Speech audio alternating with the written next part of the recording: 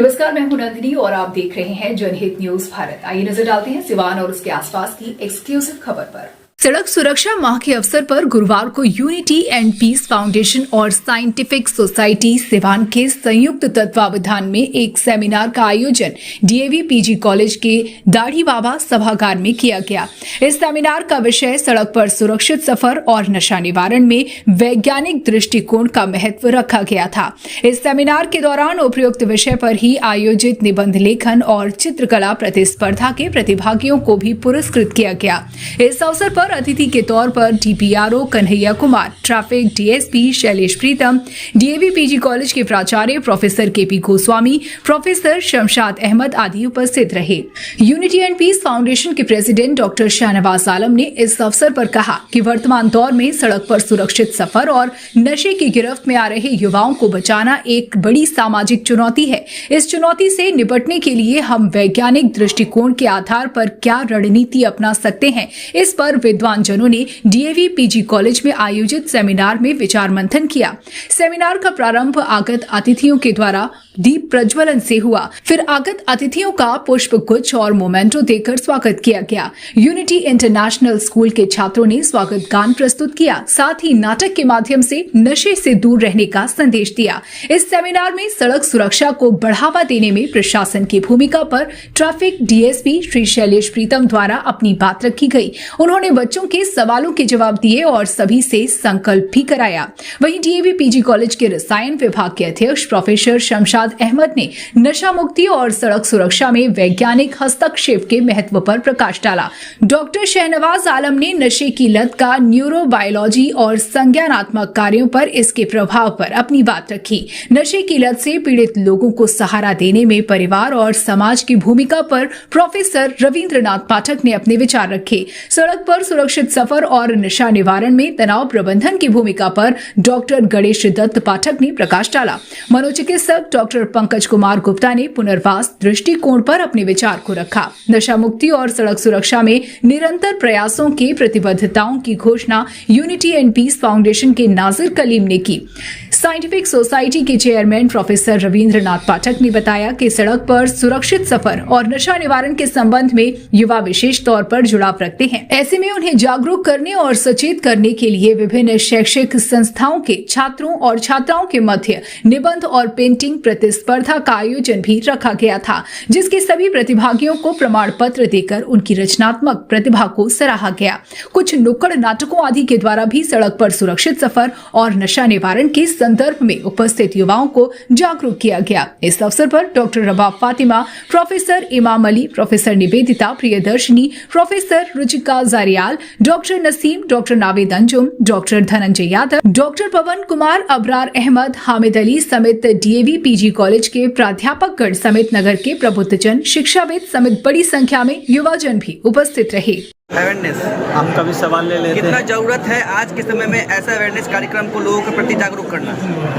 देखिए, ये जो कार्यक्रम किया गया यूनिटी पीस फाउंडेशन और साइंटिफिक सोसाइटी के द्वारा, हमारा प्रयास ये है कि समाज में जो युवा वर्ग नशे का शिकार हो रहा है और बाइक से सबसे ज़्यादा एक्सीडेंट हो रहे हैं और युवा अपने जवान जान गंवा रहे हैं और समाज का नुकसान हो रहा है। उनके बाइक से दूसरे को टक्कर लगती है। अभी मेरे मित्र हैं सूरज गुप्ता, उनके फूफा जी का एक लड़के ने बाइक से मार दिया, सर पे बहुत भयानक चोट लगी, अभी वो आईसीयू में कोमा में पड़े हुए हैं। तो इस पर अवेयरनेस का प्रोग्राम चलाना बहुत ज़रूरी है। हमारे मित्र हैं डॉक्टर पंकज गुप्ता, वो आए थे, उन्होंने कहा कि क्या नॉलेज से बिहेवियर में परिवर्तन आता है।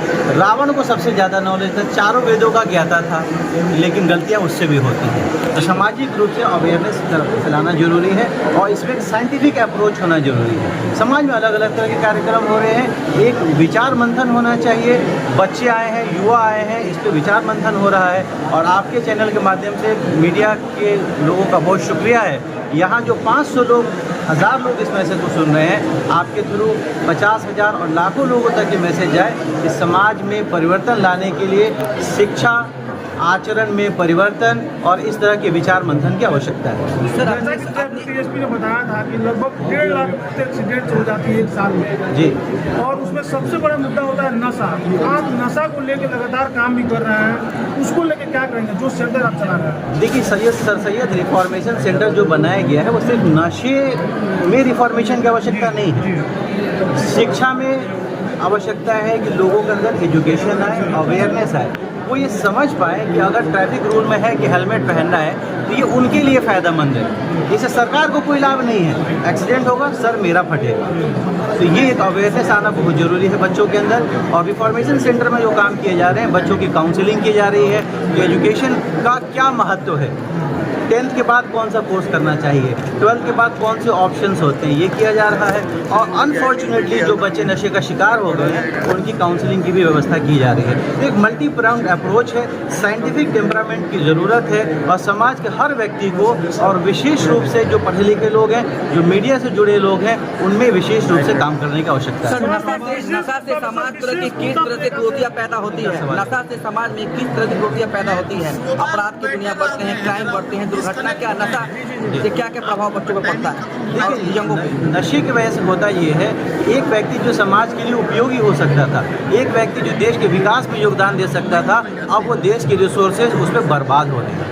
एक युवा जो देश को दिशा और दशा दे सकता था, वो उसका जीवन बर्बाद हो गया। तो इस पर हमें एज ए समाज, नए जनरेशन के हिसाब से स्माइक, आज डेट में स्माइक बहुत खराब हो गया, जिससे लोग हत्या भी कर सकते हैं, लूट चोरी में जो कैटेगरी है स्माइक, दारू बंद होने से स्माइक की जो प्रवृत्तियाँ है बहुत देखने को मिल रही है, खासकर पूरे बिहार में।